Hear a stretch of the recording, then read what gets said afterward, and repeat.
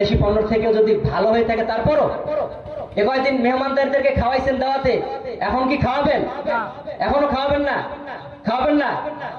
হয়তো আমাদেরকে 18 পায়, তাদেরটা 20 পাবে, তারপর খাওয়ানো যাবে না ইসরায়েলি পণ্য।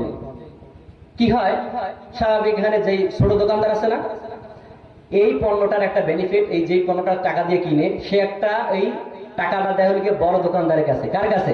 বড় দোকানদারের কাছে। ওই বড় দোকানদার সে দেয় হলো মাহাজনের কাছে। ওই মাহাজন আবার এই বাংলাদেশে ইসরায়েলের যেই মেন সিও আছে না, একজন মেন যেজন, ওনার কাছে টাকাটা যায়। আর উনি কি করেন, উনি একটা বেনিফিট তাদেরকে দেয়। কেন? তাদের লোগো এবং তাদের নাম ব্যবহার করে না, এই জন্য।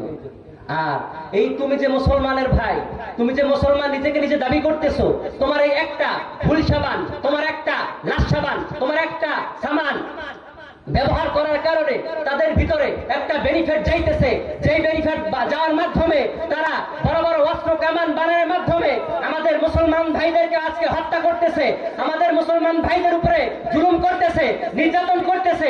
এই জুলুম নির্যাতনের আমরা যদি মুখালেফ করতে চাই, তাহলে আমাদের বর্তমানে এই ইসরায়েলি পণ্য ব্যবহার